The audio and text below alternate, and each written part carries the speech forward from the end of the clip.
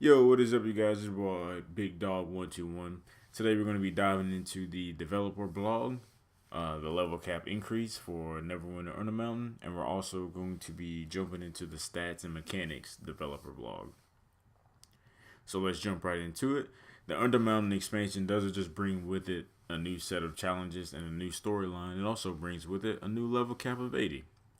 While exploring Undermountain, players will be adventuring in zones above level 70. If you survive all of the challenges Undermountain throws at you, you will come out on the other side at level 80 and ready to go for all new dungeon experience.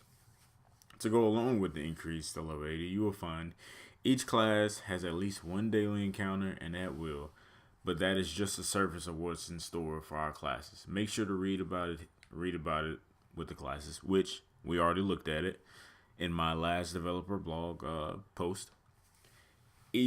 Our quest for better balance has brought better changes for our core formulas and ratings. Keep your eyes out. Keep your eyes open while delving the layers of Undermountain, not just for the dangers and traps, but for the glint of treasure hidden throughout. All players advance to level 80, so does as players advance to level 80, so does the gear. Undermountain brings new equipment ranging from 71 to 80, new seal gear, new dungeon equipment, and even higher item level artifacts for players to enjoy. Undermountain isn't just a level cap raise or a new campaign.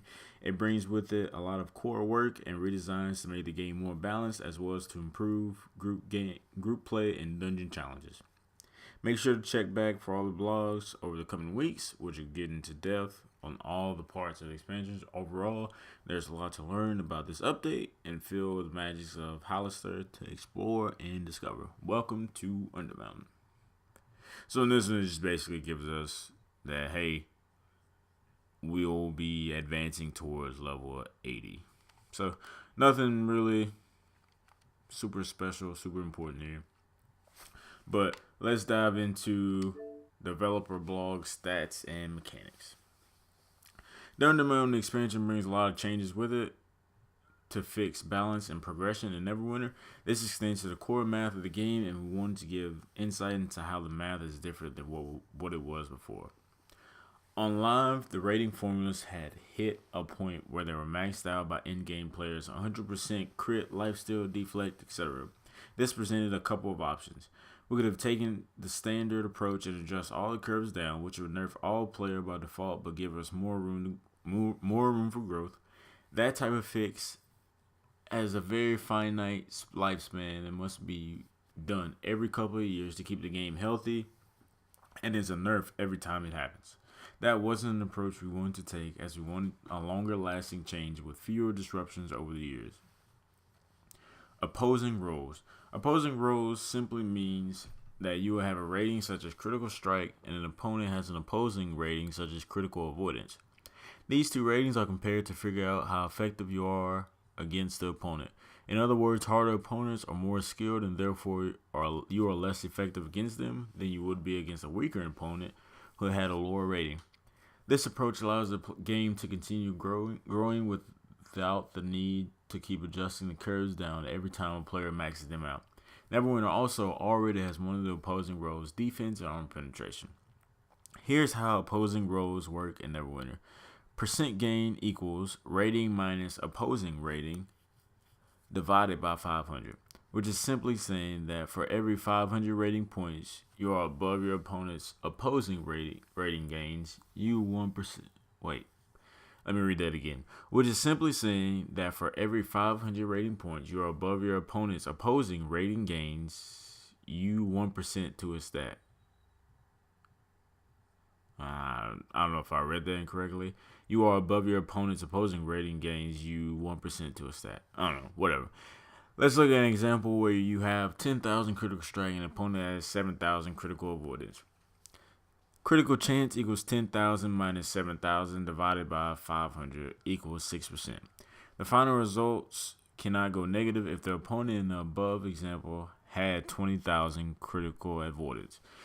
Your chance to critically strike would be 0. Stat additions and removals. With the change to an opposing role system, new stats needed to be added to act as opposing ratings. While making these additions, we also removed a few stats to improve the balance of the game. Main ratings: hit points, power, critical strike, critical avoidance, combat advantage bonus, awareness, deflect, accuracy, armor penetration, defense. Utility stats: these stats don't have a rating and instead receive boosts to their direct percentage. Action point gain, recharge speed, stamina gain, critical severity, control bonus, control resistance, movement, gold gain, XP gain, glory gain, companion influence, income and healing bonus. Stats removed from Neverwinter: AC, armor class, AoE resist, DOT resist, regen. Players now have a set value out of combat regen speed, recovery. The removal of lifesteal and recovery ratings are the two most significant. Lifesteal was problematic in that it invalidated most sources of healing and created a situation where a player's health bar was typically in one or two states, full or dead. For this reason, lifesteal was removed as a rating, and there are only a couple of specific sources of lifesteal in the game going forward. Recovery was problematic in the fact that encountering daily powers that had become used almost as frequently as at-will powers could be. That left us with two options when fixing the balance: drastically reduce the damage of daily and encounter powers, or make it so that daily and encounter powers will be used less frequently but be much more meaningful. We went with the latter of the two options, and that meant recovery needs to be removed. As with lifesteal above, there are fewer and more specific sources of AP gain and recharge speed going forward. Additional notes: enemies will have the same value for all their ratings, and all the enemies in a given zone dungeon will have all the same rating values. To use the first area of Undermountain as an example, all the enemies have 16,000 for all of their ratings. This number could change before live as we continue to adjust numbers from feedback and testing. Critical strike gets bonus 5% chance by default. My example up above showed how any given set of opposing ratings work, but since critical strike gets 5% bonus, the player would actually have an 11% chance of crit instead of a 6% chance. Critical strike is now capped at 50%. Deflect also now caps out at 50%. Combat advantage bonus gets a 10% boost by default and caps out at 100%. This is a lot of change to take within a single blog post. If you have any questions or concerns, make sure you visit the forums and post them so they can be answered or discussed. So guys, that's about it. That's about wraps that up. I think in this is very informational. I think this is very awesome because it is definitely changing the game. The fact that they are removing lifesteal and recovery is going to be wow. Because I know a lot of people, I know a lot of classes depend on lifesteal and recovery.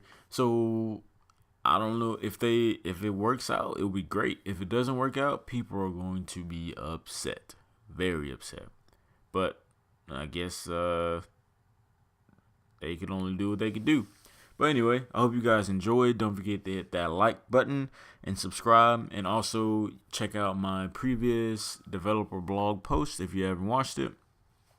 And I just basically read through again the other developer blogs. If you don't know anything about them, you can just go through it. And yeah, I hope you guys enjoyed.